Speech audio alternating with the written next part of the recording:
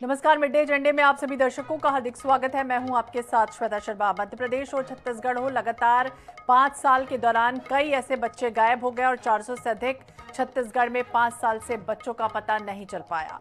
देश में बच्चे गायब होने का ये पूरा मामला और छत्तीसगढ़ अब 6वें नंबर पर है। यानी कि पिछले करीब 5 साल से छत्तीसगढ़ में बच्चे गायब होने की सूची में टॉप 10 की सूची में शामिल है। ये खुलासा हुआ है महिला बाल विकास मंत्रालय की मिसिंग चिल्ड्रन रिपोर्ट में। और इस सूची में अगर देखें तो पश्चिम बंगाल नंबर 1 है, मध्य प्रदेश नंबर 2 पर है और छत्तीसगढ़ में बच्चे गायब होने के कुछ मामले कई जिलों में सबसे ज्यादा है।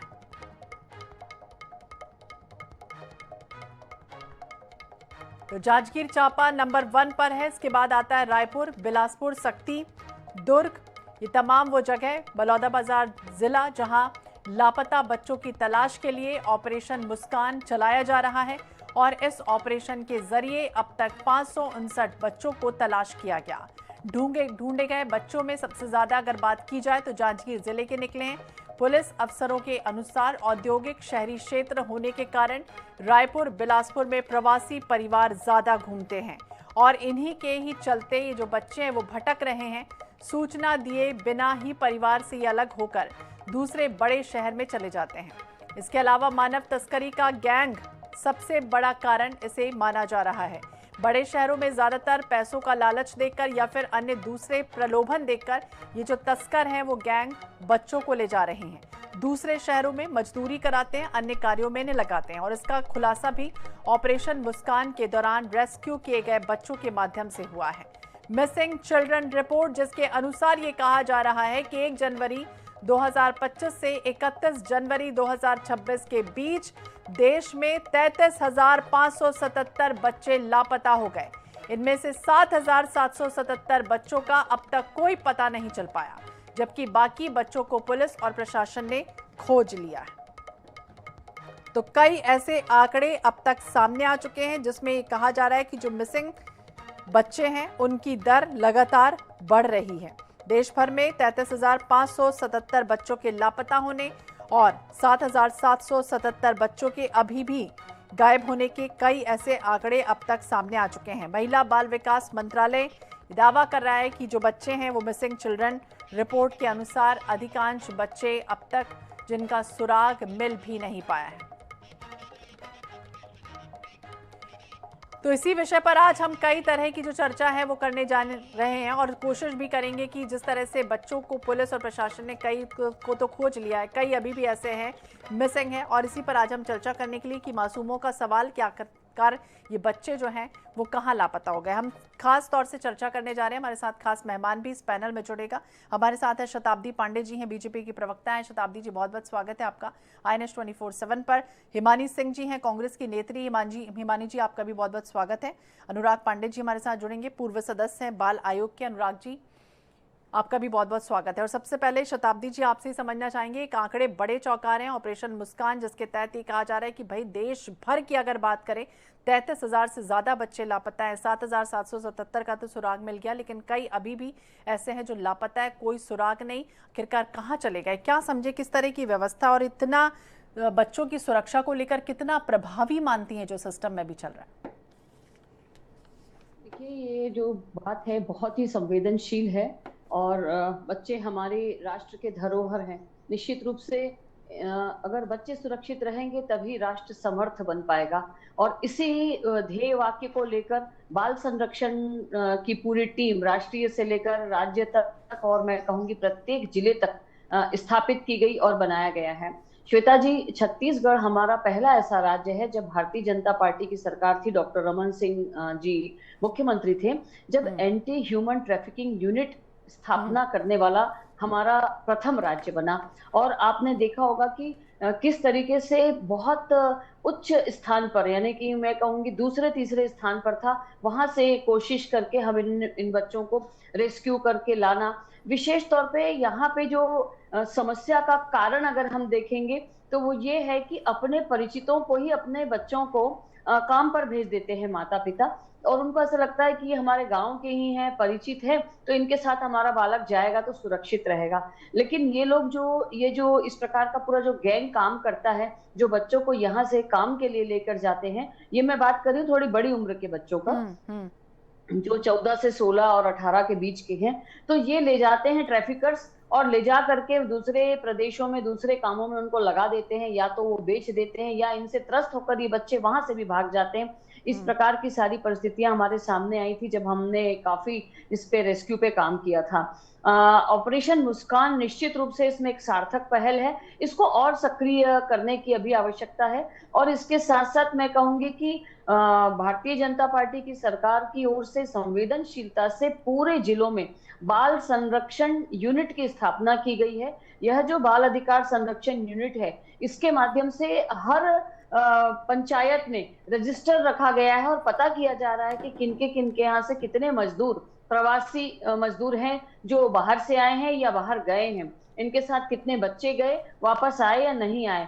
तो इसको और मुस्तैदी से और भी सतर्कता के साथ ये सारा जब पालन करेंगे, तभी हमको ये जो 400 बच्चे, अभी जो 33,000 से हम आंकड़ों की बात कर रहे थे पूरे देश की, जिसमें से 7,000 का पता नहीं है, तो अब उसमें से बच्चे हमारी जो भारतीय जनता पार्टी की सरकार के आने के बाद हमने जिन बच्चों को रेस्क्यू किया है, जिसमें विशेष तौर पे तमिलनाडु से, आंध्र प्रदेश से और ओडिशा से, ये सब बच्चे मुर्गी पालन के काम में और खेतों में काम करने के लिए ले जाए गए थे, इनको रेस्क्यू करके हमारी टीम लेकर आई है। अब हमारा टारगेट है जो 400 बच्चे हैं जिनका कोई पता नहीं मिल रहा है, और इन बच्चों के इनको रेस्क्यू करने के लिए हमारा जो खोया पाया जो .com हमारा एक इसमें ऐप है, इसके माध्यम से भी, और मिसिंग पर्सन की जानकारी के लिए भी हमारा पूरा डिजिटल सिस्टम काम करता है, इसके माध्यम से भी इंटर स्टेट हम चर्चा करते हैं। इसके साथ एक बहुत अच्छी बात मैं बता दूं कि न केवल बच्चों के लिए अपितु श्रमिकों के लिए भी एक संसाधन केंद्र की स्थापना छत्तीसगढ़ में की गई है,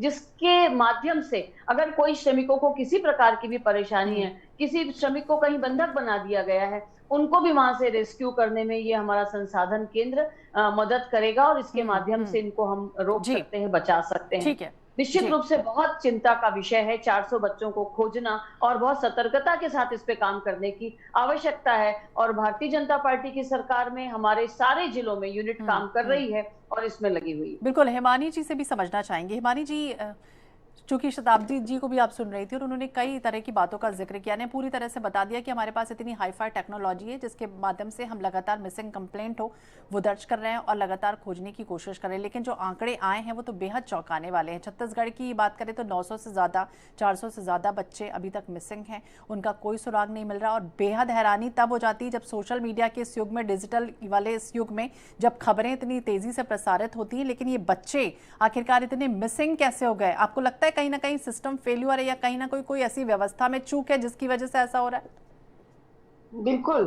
श्वेता जी, एक बात का क्योंकि शताब्दी जी ने भी बात की, श्रमिकों के लिए भी बहुत तकनीक के साथ काम कर रहे हैं, मुझे समझ नहीं आई। हालांकि मैं बस ये बताना चाहूंगी कि मध्य प्रदेश विधानसभा का होली से पहले जो सत्र हुआ था उसमें उच्च नेता प्रतिपक्ष ने सवाल पूछा था और आधिकारिक रूप से एक अनाउंसमेंट सरकार के द्वारा की गई कि सिर्फ इतने बच्चे नहीं, जिस आंकड़े से आकर हम चौंके पड़े हैं, 45,000 महिलाएं हर साल गायब हो जाती हैं। उनका कोई अता पता नहीं होता है कि वो कहाँ हैं। मतलब ठीक है, आप हम डिबेट्स करते हैं, बलात्कार हो जाए, छेड़खानी हो जाए, शोषण हो जाए, हमें मालूम होता है किसके साथ हुआ, किसने किया, उसका क्या समाधान है। लेकिन जो लोग गायब है, चाहे हम बच्चों की बात करें या महिलाएं, हमें नहीं पता वो ह्यूमन ट्रैफिकिंग में है, उनके ऑर्गन्स का स्मगलिंग हो रही है, उनको वो जिंदा है, मार दी गई, या किस चीज के लिए उनका उपयोग किया जा रहा है, किस चीज में है। जितनी तकनीकें मुझे तो खैर समझ में नहीं आई, जो भी शताब्दी जी ने बताई, सारे जो शब्द हैं और सारी जो इनकी वो है, वो सब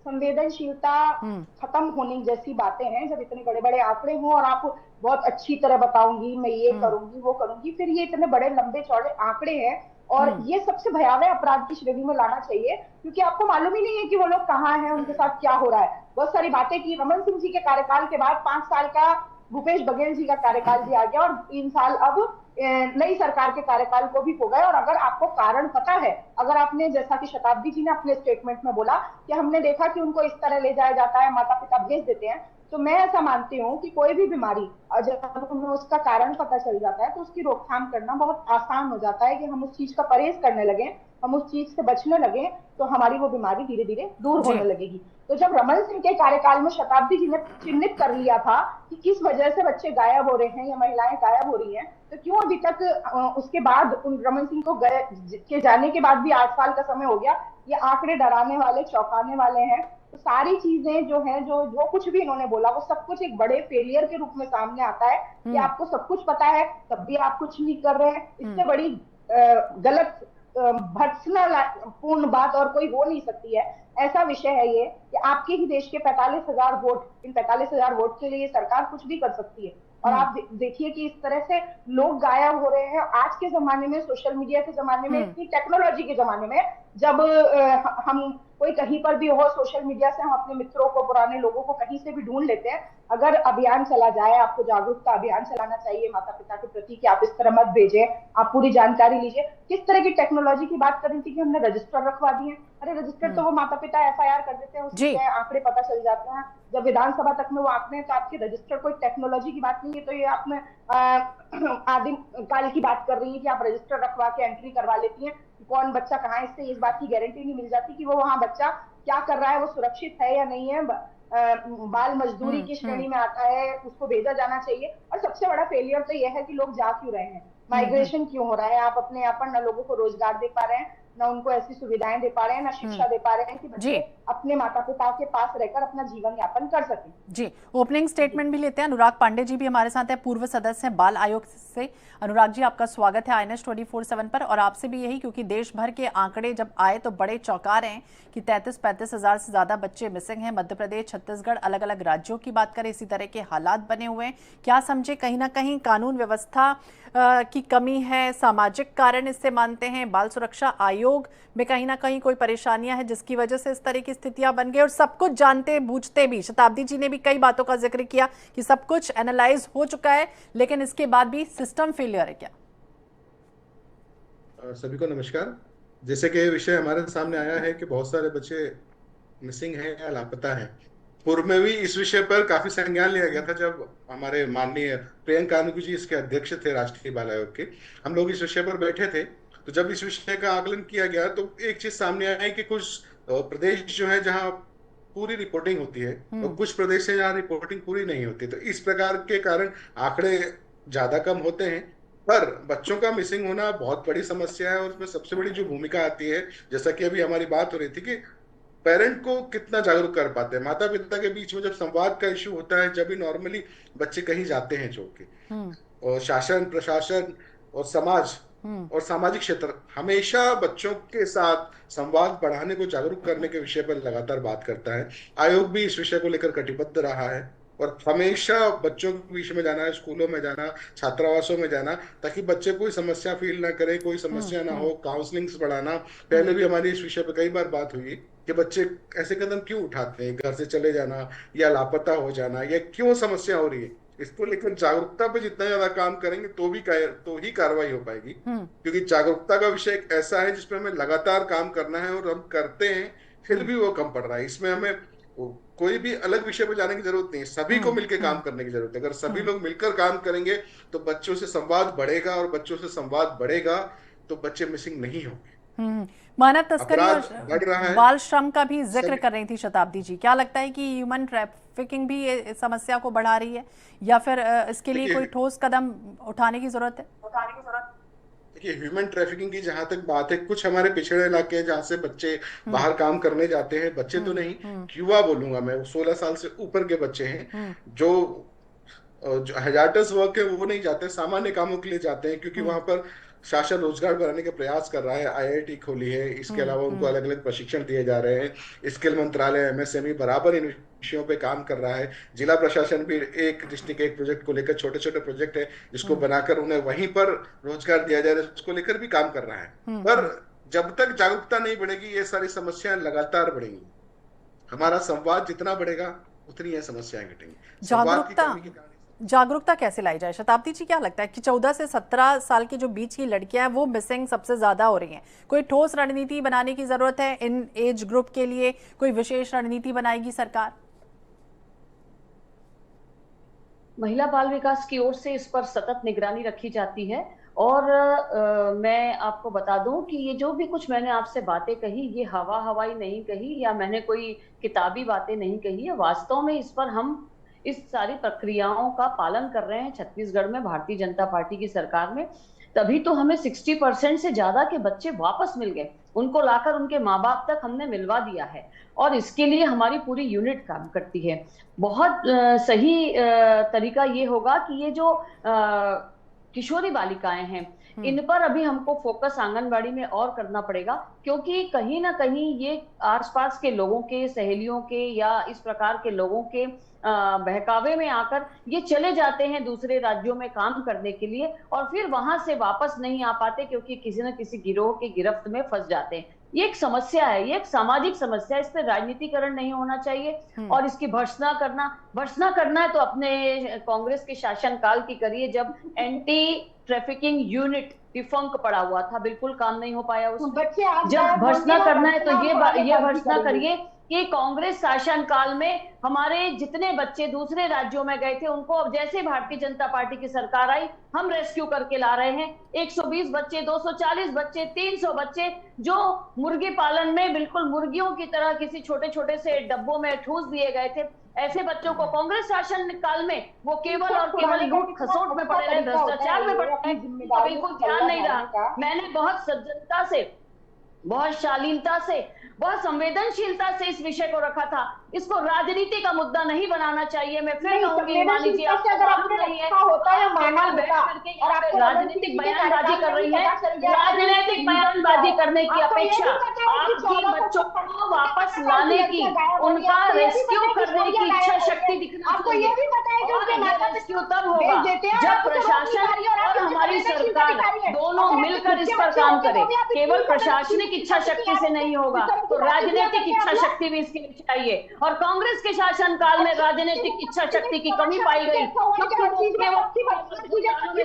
जी अनुराग जी, चावल का घोटाला, अन्य घोटालों में लगे रहे, इसलिए कोयले का घोटाला। एक ही विषय पे दोनों बात कर रहे हैं कि बच्चों के विषय में मिलकर काम करना नहीं चाहिए। थी। मैं एक सकारात्मक विषय भी बताना चाहूंगा। राजनीतिक और प्रशासनिक दोनों सकारात्मक पहल भी मध्य प्रदेश में बहुत अच्छी हुई है, जैसे कि हम इन बालकों का रेस्क्यू नहीं कर बोलिए, सुन रहे हैं अनुराग जी, बोलते जाइए आप। जैसा कि हम हमेशा बात कर रहे हैं कि इतने सारे बच्चे मिसिंग हो रहे हैं, तो मध्य प्रदेश में एक जिला है हरदा, वहाँ के एक एसपी हुआ करते थे चौक से, अभी आईबी में उनका डेपुटेशन हुआ है। सुनते हैं शताब्दी जी, अनुराग जी को सुनते हैं। 100% बच्चे जितने मिसिंग हुए थे उन सभी को घर पहुंचाने के लिए पूरा प्रयास किया और घर पहुंचा दिया। जिन भी अनुशंसा हमने शताब्दी जी, अनुराग जी को सुन लेते हैं। इसके लिए कुछ ना कुछ उनको भी ये देना चाहिए कि आपने बहुत अच्छे तरीके से जिम्मेदारी रही। 1 साल में गुमे हुए पूरे बच्चे घर पर वापस पहुंचाए गए और सभी का फॉलोअप लिया गया।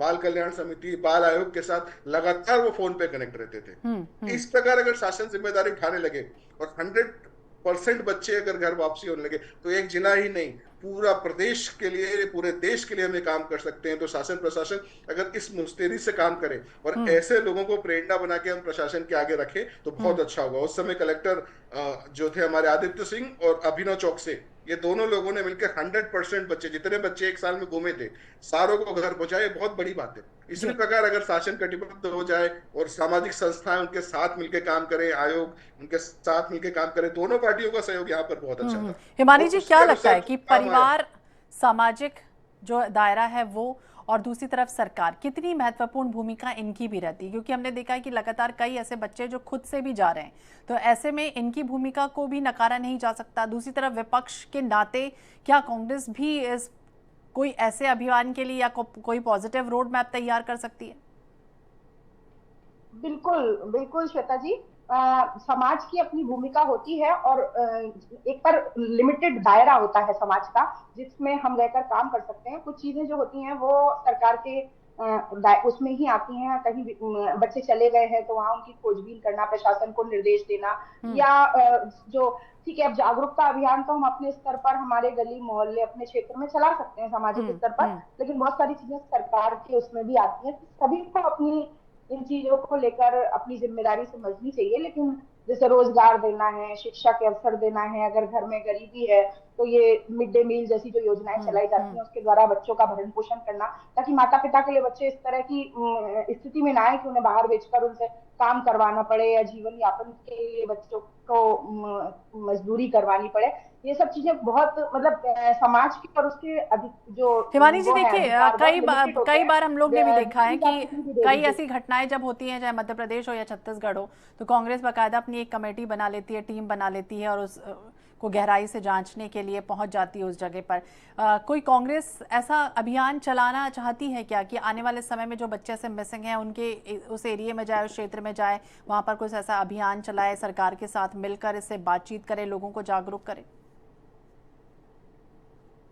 जी बिल्कुल, मैं वही बोल रही हूँ कि पर हमारे अधिकार जो है वो सीमित है। हम सिर्फ जागरूकता अभियान चला सकते हैं, उसके बारे में जानकारी ले सकते हैं। और अगर सरकार जिस तरह से एटीट्यूड दिखाई देता है, सरकार किसी भी चीज को वो जब अपनी जिम्मेदारियां पालना झाड़ने के लिए इतिहास में जाकर उसको कुरेदने का काम करे, तो भविष्य को सुधारना और वर्तमान को ठीक करना उसके बस की बात नहीं होती। तभी वो बूथ में जाकर उसको पॉइंट आउट करके ये दिखाने का प्रयास करते हैं कि हमारे पास हमारा दिखाने के लिए कुछ नहीं है, आप इससे कंपेयर कर लीजिए और हमें काना मान लीजिए, उसको अंधा मान लीजिए। तो अगर सरकार इस तरह की कोई चीजें मानने के लिए तैयार हो तो हम अपनी जिम्मेदारी हमेशा विपक्ष होने के नाते निभाते आए हैं, आगे भी निभाते रहेंगे। लेकिन सबसे बड़ी समस्या भारतीय जनता पार्टी की ये होती है कि ये लोग समस्याओं को स्वीकार नहीं करते हैं। तो जब तक आप किसी समस्या को स्वीकार नहीं करेंगे तब तक उसका समाधान निकालना जी शताब्दी जी, नहीं है। क्या लगता है कि समन्वय की कमी है? बाल संरक्षण आयोग एजेंसी की बात करें, पुलिस के बीच में कोई समन्वय नहीं हो पाता, इस वजह से ऐसी स्थितियां बन रही? नहीं, ऐसा कुछ नहीं है श्वेता जी, बिल्कुल बहुत अच्छे से समन्वय के साथ भारतीय जनता पार्टी की सरकार में छत्तीसगढ़ में काम किया जा रहा है। पुलिस विभाग, शिक्षा विभाग के कुछ लोग और महिला बाल विकास, ये सब मिलकर के हमारी पूरी टीम बनती है और रेस्क्यू के लिए टीम जाती है। बाल संरक्षण की पूरी हमारी एक एक जिले में लगभग 20-20 लोगों की टीम है। इसमें काउंसलर्स होते हैं, संस्थागत, गैर संस्थागत, इस पर काम करने वाले MSWs को अपॉइंट किया जाता है। ये सब मिलकर काम कर रहे हैं और सबसे बड़ी बात 60% की उपलब्धि है, जबकि कांग्रेस शासन काल में हम देखेंगे तो ये 0% है। तो इसको आपको ध्यान में रखना चाहिए कि इतनी बड़ी उपलब्धि यदि भारतीय जनता पार्टी की सरकार में आई है तो इस पर किसने काम किया, कौन सी यूनिट ने काम किया। और निश्चित रूप से आने वाले समय में भी ये जो 400 बच्चे और हमारे बच्चे हुए, इनको भी हमको खोज निकालने के लिए बहुत सतर्कता से, बहुत संवेदनशीलता से, पूरे समन्वय के साथ हमको काम करना पड़ेगा। तभी जाकर हम ये कह पाएंगे कि हाँ, हमने इन बच्चों के लिए संवेदनशीलता से काम की। कोई राजनीति मध्य प्रदेश में जो 2 मुख्य सीएम है, माननीय शिवराज सिंह जी के साथ हमने इस विषय पे काम किया। कोई भी बच्चे अगर घूमते थे तो इस विषय पर लगातार जो सीएम साहब थे वो खुद हमारी स्क्रीनिंग कमेटी बनवाते थे और रेगुलर फॉलोअप लेते थे। हर 4 घंटे में क्या अपडेट है उनके ऑफिस से अपडेट लिया जाता था, हमारी टीमें क्षेत्र में जाती थी, सारा अपडेट लिया जाता था। उसके बाद मध्य प्रदेश में सीएम साहब बदले, आदरणीय डॉक्टर मोहन यादव जी अभी सीएम है। उनके समय में भी अगर कोई बच्चा मिसिंग हुआ या कोई बच्चा बोरवेल में कोई भी कष्ट होता था, सीएम साहब के यहाँ से रेगुलरली फॉलोअप होता था, आयोगों की टीम वहां पर रहती थी। इसके अलावा वहां जो वरिष्ठ IAS, कलेक्टर, SP सारे मौके पे मुस्तैद रह के कार्रवाई कर यानी एग्जीक्यूशन की कमी, यानी इम्प्लीमेंटेशन तो हो रहा है लेकिन एग्जीक्यूशन कहीं ना कहीं नहीं हो रहा है, जिसकी वजह से इस तरह के हालात बने। हालांकि शताब्दी जी कह रही हैं कि लगातार हम काम कर रहे हैं और जल्द से जल्द जो बच्चे मिसिंग हैं उनको ढूंढने की भी कोशिश की जाएगी। हालांकि कितनी सफलता मिलती है तो आने वाला समय ही बताएगा। बहुत बहुत शुक्रिया आप तीनों ही मेहमानों का बातचीत करने के लिए, इस परिचर्चा में हिस्सा लेने के लिए। तो मासूमों का सवाल यही है कि आखिरकार जवाब इनका कब मिलेगा, बाकी बच्चों को पुलिस और प्रशासन ने कब जो है वो खोजा है और आखिरकार कब तक जो बच्चे मिस हो चुके हैं उन्हें ढूंढने की कवायद जारी रहेगी। देखना दिलचस्प होगा कि बच्चे कब हाथ आते हैं। इसी के साथ इस बुलेटिन में फिलहाल इतना ही। बाकी अपडेट्स के लिए आप देखते रहिए INS 24/7। नमस्कार।